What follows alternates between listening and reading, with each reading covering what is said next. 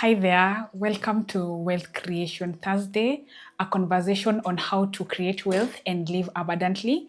I'm Wangare, and today's conversation is powered by Making Sense, which is a book that has been authored by Waceke, who's the founder of Centronomy. And the book is about real conversations about people's personal journey with their finances. You'll be able to when you read the book, you will see how they navigated financial struggles all the way to when they were able to find financial success. So today's conversation is an interesting one. The topic of today's conversation is unconventional truths you should know about money. So I'm going to do a two-part series on this topic. So we'll have a part one and we'll also have a part two. So what are some of the unconventional truths about money that you should know about? And in my money journey, I've been, there are those things that we learned from our parents.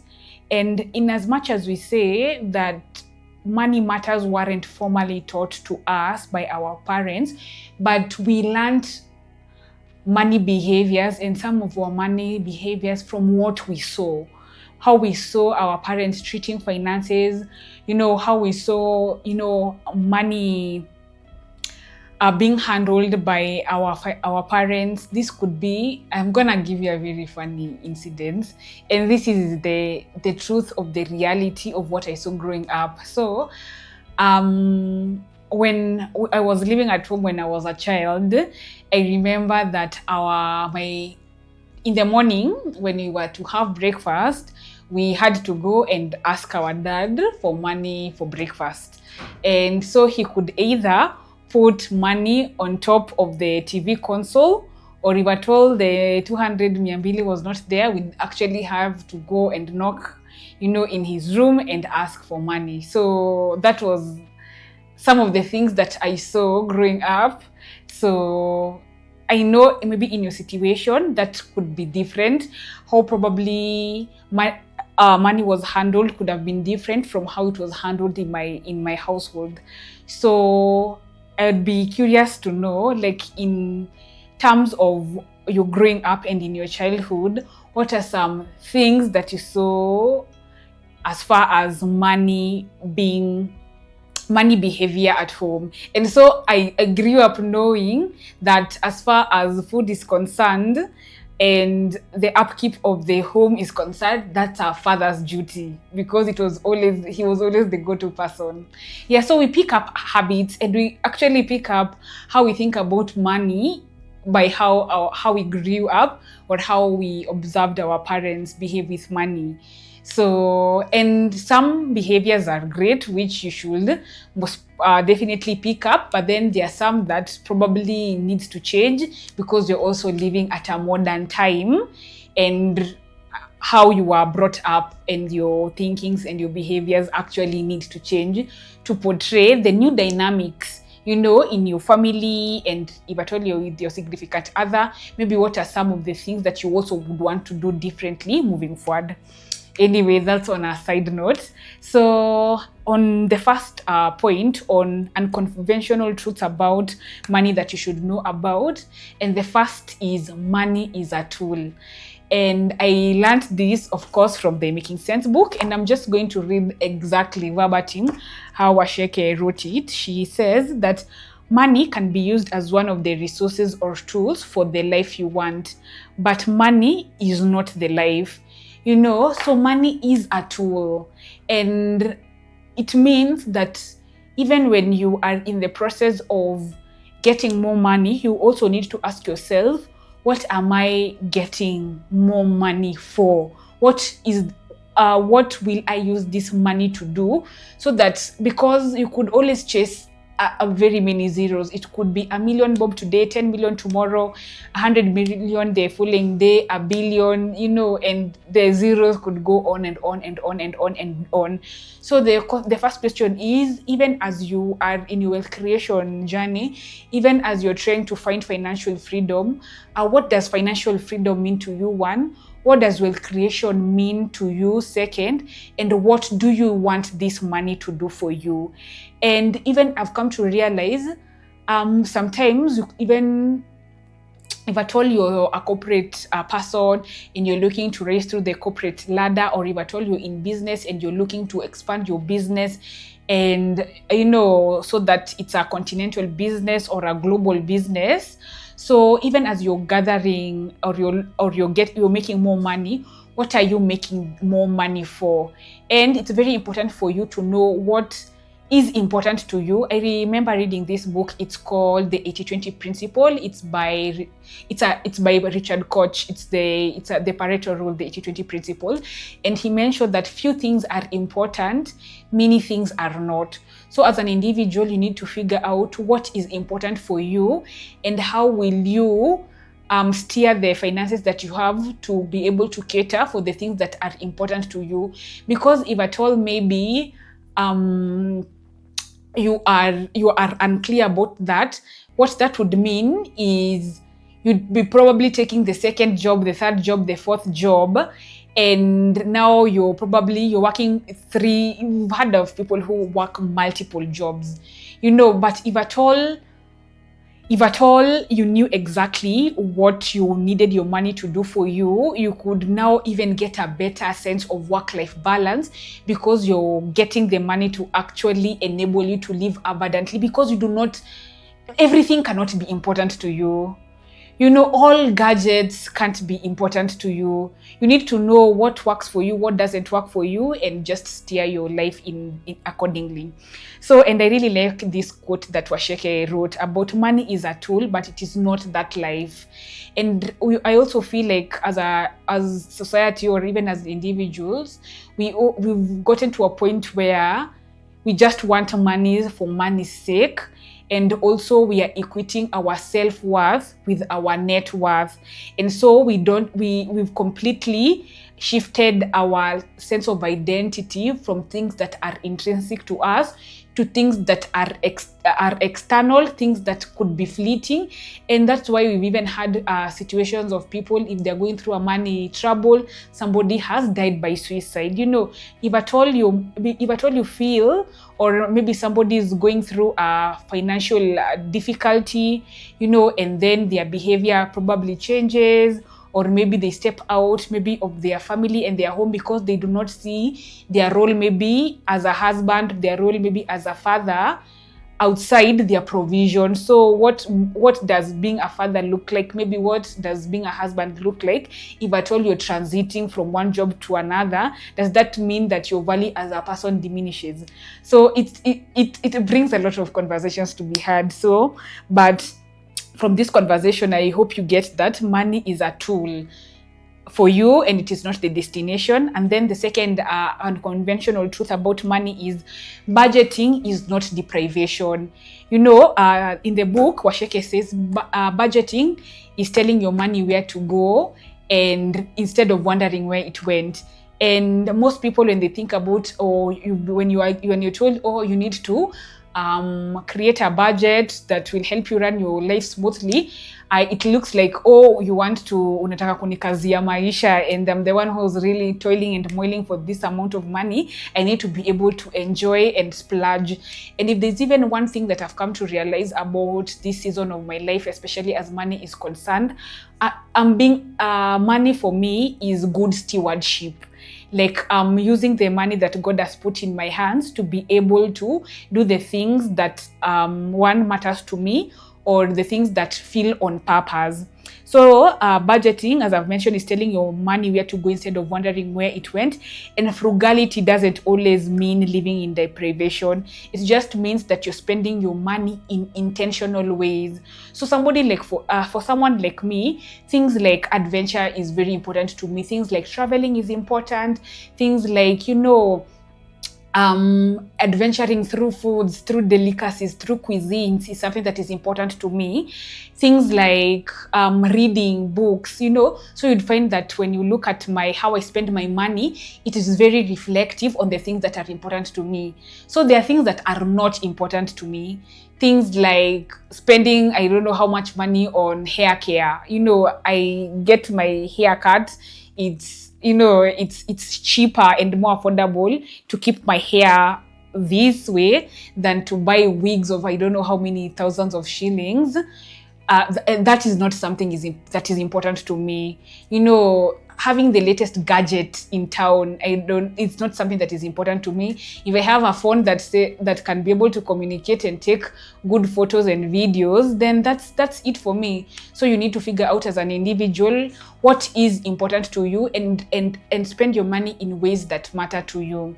The third thing is spending and being flashy doesn't equate to wealth. And I think growing up and being a child or being an adolescent, the people who had big cars is who I consider. These must be the wealthy people who had really good clothing, people who could be able to to travel. That is what wealth looked like for me. But right now, after learning about wealth creation, after knowing what financial freedom is being flashy does not equate to wealth. You could actually even have, and also high income does not equate to wealth. You could have a really high income, but if at all your high income is met by high expenses, it means by the end of the day, you do not have money that will be able to go into savings and investment. So actually, you could find that somebody who has a lesser income is wealthier than you. Because let's say, for example, I'm earning 100,000 and I'm spending 100,000. At the end of the month, I have 0 shillings, that goes to savings and investments. Or even just let's say I'm earning 100,000 and I'm earning 100,000 and I'm spending 90,000. So I only have 10,000 to create wealth. Let's give another example of somebody called Wawero, who's earning 50,000 shillings and his spending is at 30,000 shillings. So it means that at the end of the month, he has 20,000 shillings that could go into savings and investments. It means that Wawero has a better chance at creating wealth than I, who earns more money than him. So sometimes earning high income does not equate to wealth creation. So that is something that you need to be very careful about. And also, if at all you're the kind of people who, when you get more money, a lifestyle creep catches on with you, then you will be unable to create wealth. So that is the second unconventional truth about money. The third thing that's the third thing. The fourth thing is money is not the foundation of who you are. And I've alluded that to you earlier, is that you need to find what your identity is outside the things that are fleeting. You need to find your identity is outside external things. You need to know that you're a person of value, whether your bank account balance is fat or not. You need to know that you're a person of value. Despite what your net worth is currently, you are a person of value. Do not let your net worth reflect your self-worth. But then this does not mean that you get careless when it comes to your finances. No, you need to be a good steward. When it comes to wealth creation and financial freedom, it's about being a good steward. You remember, if at all you read the Bible talks about the person who was given 1 coin, another one was given 2 coins, and the another one was given 5 coins. There's one who, went and multiplied that money for the one who was given 5 coins. The person who was given 2 coins, he went and multiplied the money. But the one who was given 1 coin, he went, and buried it somewhere. So good stewardship is being able to multiply that which you have. So do not be like the one who went and buried their coin somewhere. Be a good steward, and money matters, and good financial behaviors is all about being a really good steward. The fifth thing the fifth unconventional truth about money is no one is coming to save you. So I know most people, they think, oh, maybe my ticket is to get married to a wealthy man or to get married to a wealthy woman, whatever, Yeah, so there are people who their ticket to wealth is marriage, or you're hoping that one day, maybe I'll get a really huge tender and my life will be sorted, or I'll get this inheritance, and my life will be sorted. But the truth of the matter is no one is coming to save you. So get your finances in order, because you do not know whether there's an inheritance to be inherited, you do not know whether you'll be able to get married in a wealthy family or no.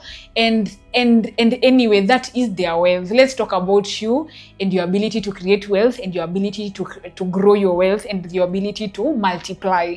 So nobody is coming to save you. Nobody is coming to figure your finances out for you. Nobody is coming to scoop you out of your debts that you've incurred, the last couple of years. You are your own savior. So what you need to do is to buckle up. What you need to do is attend programs where they are having conversation about financial literacy. What you need to do is read books about money, listen to podcasts about money, do your research about money, and get better at handling your money and creating wealth, and be a good steward when it comes to your money matters. The sixth unconventional truth about money is money must always reflect your values. And there's this quote that says, do not tell me